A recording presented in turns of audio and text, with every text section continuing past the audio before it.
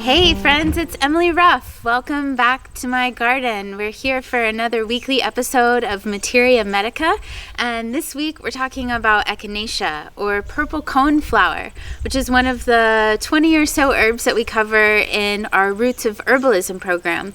And this is one of my longest plant allies and dear friends, so I'm so excited to share with you today more about the medicine and the magic of Echinacea, which you can see here in bloom all around me.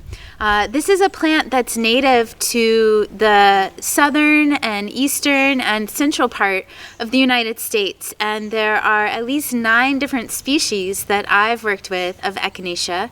This particular species is Echinacea purpurea, or purple coneflower is another common name for this particular species, which is the one that's most commonly cultivated for medicinal use. You may also find Echinacea preparations out of the species Echinacea angustifolia, Echinacea pallida, Echinacea paradox, and again, a handful of other species that grow native or naturalized throughout central and eastern United States. Most Echinacea, especially angustifolia and purpurea that we work with most commonly for medicine, have purple or pink petals and an orange or brown center in the cone. But some of the species, like the ones that grow in Tennessee and Kentucky, have yellow petals, so there are a few different varieties in their color. Echinacea is a hardy perennial that grows in your garden to about 3 feet tall. You can grow this plant from zones 3 through zone 9, and it is typified by these erect stems that have oval or lance-shaped leaves, lanceolate leaves, and these leaves are bristly. If you were to feel these leaves, they have a bit of a bristle, as does the stem, as does, of course, the center hairy cone. Echinacea purpurea is a plant that you find growing commonly in gardens and flower beds, but in the wild, this plant grows in prairies and also in open woodlands. The word echinacea comes from the Greek word echinos, which means hedgehog, and that symbolizes this center cone of the echinacea that's bristly and spiky in the middle. Echinacea is in the Asteraceae family, also known as the composite family, signifying its composite or compound flowers. Each of these little spikes and bristles on Echinacea is considered an individual flower. This is the same family of chamomile and dandelion and daisies. Echinacea is known for attracting pollinators to your garden. This season we've seen a lot of monarch butterflies pollinating on these beautiful flowers, bumblebees, all sorts of native wasps and little flying insects that have been carrying its pollen around to other flowers to help pollinate it for future seasons. I have loved growing Echinacea from seed either in a northern or a southern garden.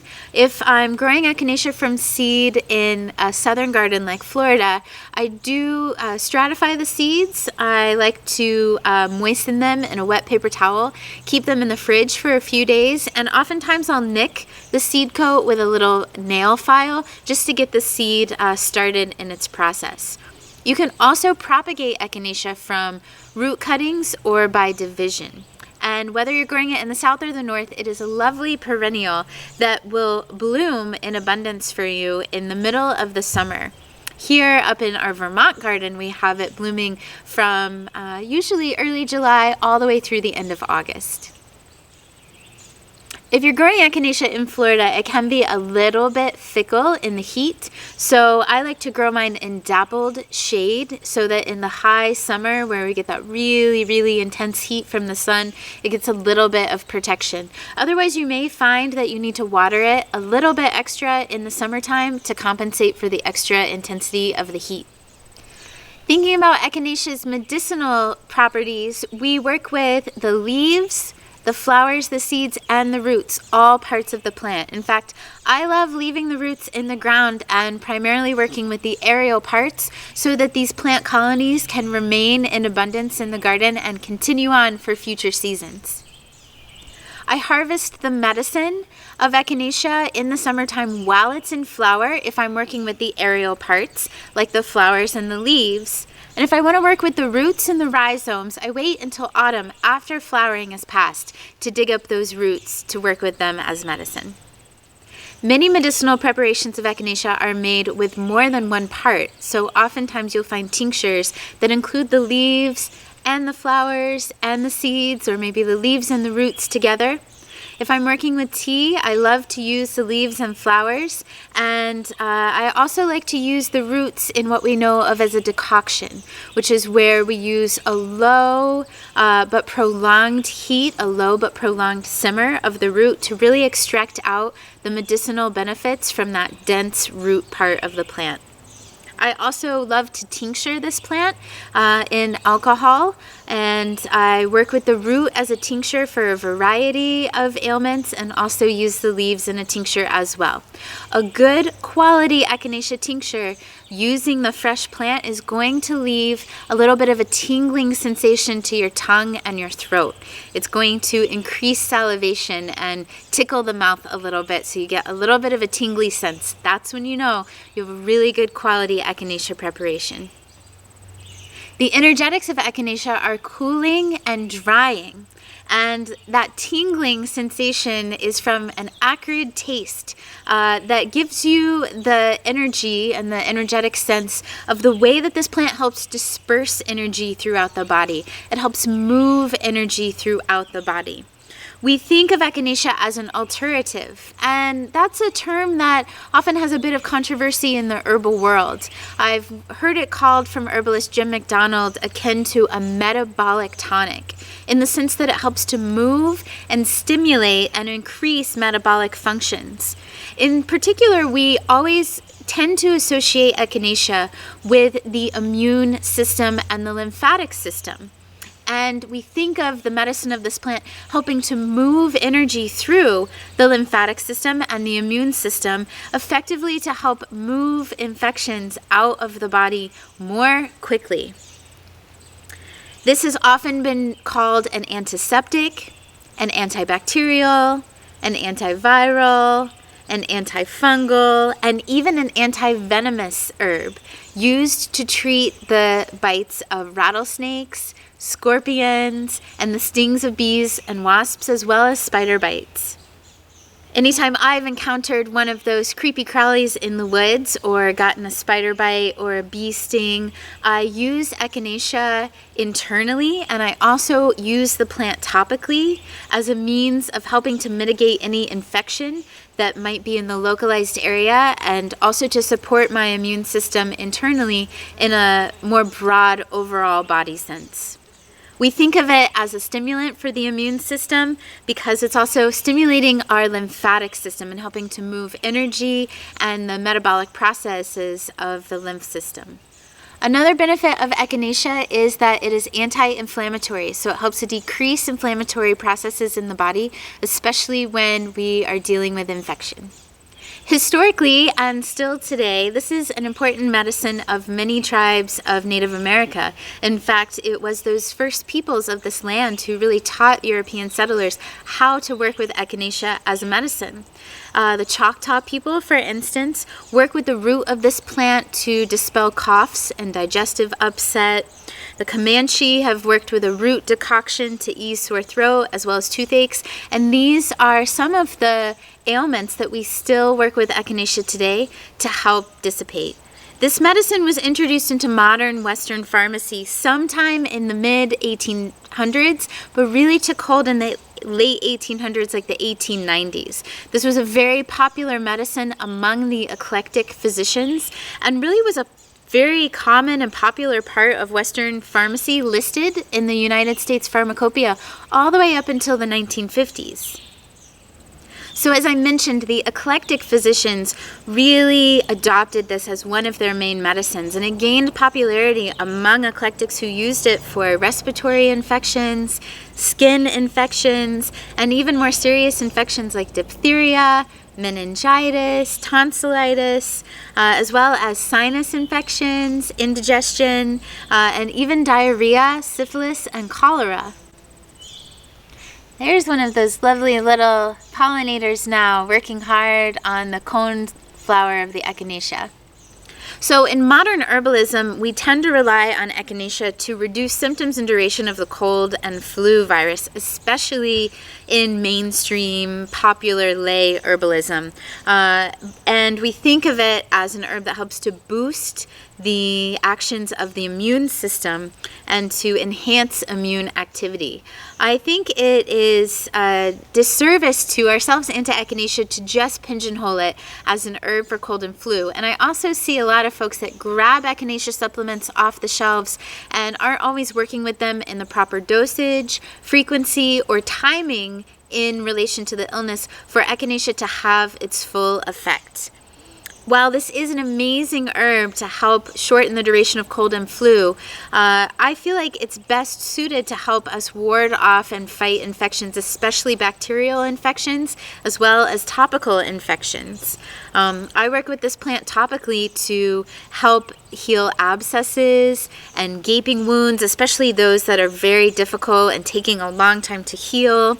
As I mentioned, I also work with this plant for snake bites, for spider bites, for bee stings, for wasp stings, and all manner of topical wounds and infections. I love working with Echinacea as a liniment. I've also worked with this plant as a salve and a poultice.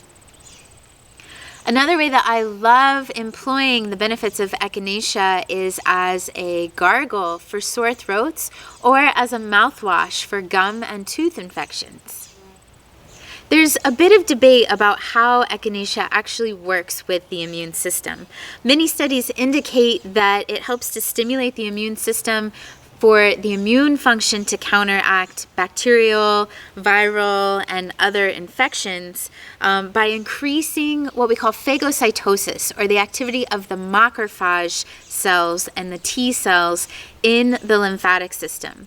I equate these kind of like to Pac-Men and Pac-Ladies running through our lymphatic fluid and helping to gobble up, to engulf, and to destroy not only pathogens, but also dying older cells, as well as any cellular debris and metabolic waste that may be circulating in the lymphatic system, essentially acting like the garbage trucks of the lymphatic system to detoxify and to cleanse that system of the body so that the immune system can then enact and activate more white blood cells to actually address the infections in the localized areas where they present themselves. So we know of this from many studies to increase the phagocytosis and the action of the macrophage, but there's also a whole host of other scientific cellular activities that may be increased and enhanced by the chemicals found in Echinacea. We do know, because of the process of phagocytosis, that working with Echinacea helps to strengthen and to clear our lymph nodes, as well as to clear the lymphatic fluids circulating throughout our lymph system. And this helps to inhibit the spread of infection. So it keeps localized infections in a more small area, and systemic infections, it helps to slow down their progress and helps to reverse the activity of the pathogens. There are also numerous studies that indicate that Echinacea helps to destroy free radicals, and this in a sense helps to improve the integrity and the health of our body on a cellular level. I can't overemphasize the benefit of working with Echinacea for topical applications. Again, fungal infections, bee stings, wasp stings, spider bites, ant bites, any type of bite or sting, especially that's getting red and irritated and infected, using Echinacea topically is a wonderful way to help mitigate that infection and alleviate that irritation and that pain. I also work with the tincture for respiratory infections and for urinary tract infections. I love working with Echinacea tincture, again, as a mouthwash or a sore throat gargle. And I love working with Echinacea to boost immune activity, but I primarily work with this plant in small, frequent doses at the first onset of symptoms. If I am now experiencing a full-blown infection, like a really serious cold or flu, then I find it's time to move on to other herbs, let's say spilanthes or bidens or Oregon grape or even cultivated golden seal. I really prefer to work with Echinacea at the first sign of symptoms with small, frequent doses every hour or every few hours. With appropriate dosage, this is an herb that is safe for children and for elders, but you do want to use caution if you work with too high a dose or too much echinacea at one time. It can cause digestive upset. And I always recommend caution for clients and students that are dealing with autoimmune disorders. The immune stimulating effect of echinacea may not be appropriate depending on the condition you're dealing with, so always consult an herbalist or a knowledgeable practitioner. Again, I find that this plant is most beneficial if we use small, frequent doses at the onset of symptoms. If we use this plant continuously, its effectiveness decreases. So you always want to cycle your dosage with this herb. Because of the huge demand that we've seen through the natural products industry on echinacea, many of the native stands of some of the species have really been decimated. So I encourage you to employ cultivated echinacea and to seek out those products that are cultivating rather than wild harvesting echinacea. You can learn more about cultivated echinacea and the plight of wild echinacea and other wild plants through the organization United Plant Savers. One of the final medicines I'm excited to share with you about echinacea is using this herb as a flower essence. Many of you know that I love working not just with the biochemical properties of a plant, but also the energetic properties. And flower essences are one way that we can capture the energetic medicine of these beautiful beings.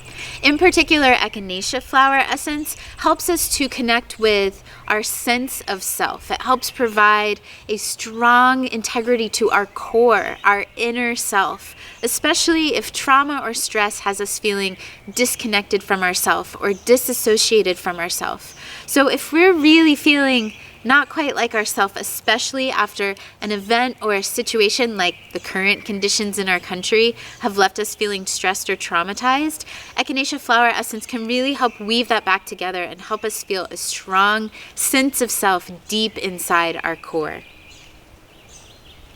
I'm excited to know how you've worked with echinacea and the relationships that you've built with this herb, whether as a beautiful flower in your garden or an important medicine in your apothecary. So please share in the comments below your personal experience with echinacea, along with any questions or reflections that you have about what we've covered here today.